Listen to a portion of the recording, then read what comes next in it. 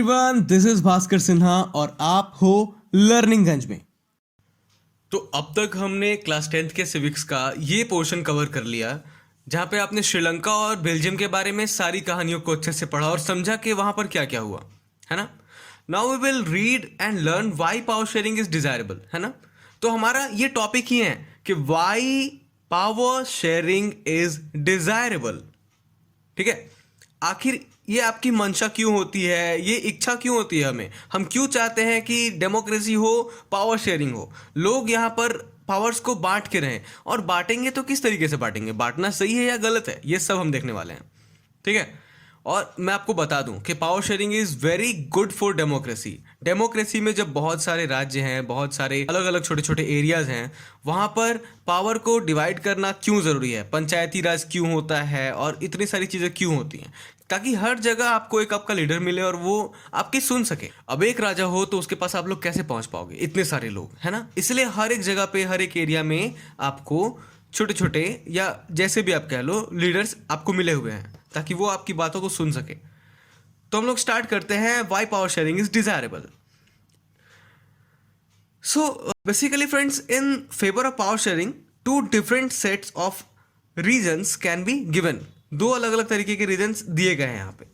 पहला रीजन आपको बतलाता है कि जो सिविल वॉर्स होते हैं ना, जो सिविलियंस के बीच में लड़ाई झगड़ा होता है ना, ये उसको रोकने में बहुत हेल्प करता है।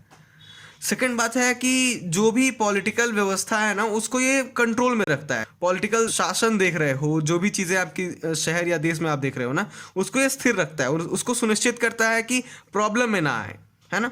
द थर्ड वन इज कि जो मेजोरिटी की बात हम करते हैं ना, कि मेजोरिटी खुद को बड़ा ना समझे और सबको लेके चले। जो मेजोरिटी है वो ज़्यादा ध्यान दे माइनॉरिटीज़ की, कि वो लोग भी सही से काम कर रहे हैं एक ही जगह पे रह के, तो बेहतर बनाता है। इसका मतलब दूसरों पर मेजोरिटी थोपने के बजाय हम क्या करें कि सबको साथ में लेके चलें।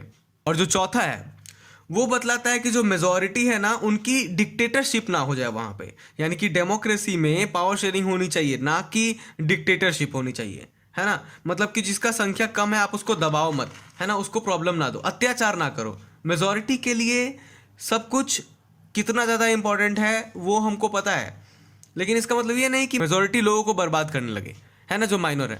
तो सबका ध्यान रखे, ये कहने का मकसद है इसका। अब जो दूसरा सेट है वो ये बतलाता है, उसका पहला पॉइंट, कि डेमोक्रेसी का ना आत्मा होता है पावर शेयरिंग। मतलब power sharing is the spirit of democracy. जो सेकंड वन है वो कहता है a democratic system involves power sharing among those people who lives in this system. Simple सी बात है ना कि जो इस डेमोक्रेसी में है, जो लोग आपके अंडर में हैं, आपके देश में हैं, उनके लिए भी कुछ ना कुछ पावर्स हों, वो भी अपना राइट रख सके, है ना। इतनी सारी राइट्स इसीलिए होती हैं, उनका भी हक है उतना ही, वो भी इस डेमोक्रेसी में जी सके अच्छे से, है ना, सारे काम को कर सके जो जो लीगल है, जो सही है, इसके लिए। अब हमारा जो थर्ड पॉइंट है ना, वो किस विषय में है, वो साफ कहता है कि एक डेमोक्रेसी में लोगों को उनके अधिकार दिए जाते हैं। ठीक है, और यही सबसे विशेष बात है इस चीज़ की। कहता है कि in a democratic system people have a right to be consulted on how they are to be govern. उनके ऊपर डिपेंड करता है कि वो कैसे अपने आप को मतलब ट्रीट करवाना चाहते हैं, उनको कैसे गवर्न किया जाए, ये वो चाहते हैं। ये आप चाहेंगे कि आपको कोई भी सरकार कैसे गवर्न करे, आपको क्या क्या चीज़ें चाहिए, आप उसकी डिमांड करते हो और वहाँ से वो चीज़ें मिलती भी हैं, है ना। मतलब इतना छूट है हमारे देश में और ऐसे होता है ये काम। अब फोर्थ की बात करें ना, फोर्थ पॉइंट की, इस सेकंड सेट में, तो ये साफ साफ कहता है कि रियल डेमोक्रेसी सिर्फ वही है ना जहाँ पे नागरिक का भी उतना ही हक हो जितना हक सरकार का है। वो भी अपना हिस्सेदारी वहाँ पर दिखा सके, वो भी दिखा सके कि हाँ, हम ये पार्ट ले रहे हैं, हम भी इस सिस्टम के हिस्सा हैं। A legitimate government is one where citizens through participation acquire a stake in the system, है ना। एक वैध सरकार वही है, लेजिटिमेट गवर्नमेंट, वैध सरकार। तो ये बातें होती हैं। इन सब को देखने के बाद अब हमने देखा कि जो दो सेट्स हमारे पास बन के आते हैं, उनमें से जो पहला है उसे हम प्रूडेंशियल बतलाते हैं और जो दूसरा है उसे हम मोरल कहते हैं, मोरल या मोरल। अब हम देखेंगे प्रूडेंशियल क्या होता है। सो प्रूडेंशियल रिड्यूस करता है कॉन्फ्लिक्ट्स को, है ना।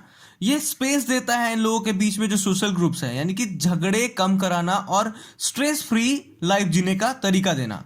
अब हम बात करें मोरल की, तो power sharing is the spirit of democracy. इसलिए क्योंकि ये जो पावर शेयरिंग है वो क्या है, आप सबको पता चल चुका है, ये तो स्पिरिट है गवर्नमेंट का, मतलब डेमोक्रेसी का। तो एक सही सरकार वही है ना जहां पे सिटीजन्स को उनके पार्टिसिपेशन का हक होता है, इसे हम मोराल में लाते हैं। तो ये हमारा अब तक का टॉपिक हुआ। और अब हम लोग बात करेंगे पावर शेयरिंग की फॉर्म्स क्या है, यानी कि फॉर्म्स ऑफ पावर शेयरिंग। तो ये फॉर्म्स ऑफ पावर शेयरिंग आपको मिलेगा आपके अगले वीडियो में, जो आपका लास्ट वीडियो होगा, और उसके साथ साथ बहुत सारी इंफॉर्मेशंस भी आपको दी जाएंगी, प्लस आपको मैं कुछ समरी भी दूंगा। तो अभी तक के लिए थैंक यू सो मच, और मिलते हैं अपने नेक्स्ट वीडियो में। If you feel this video was useful for you, then do like, comment, and subscribe to my channel, and do share it with your friends and family. Thank you so much.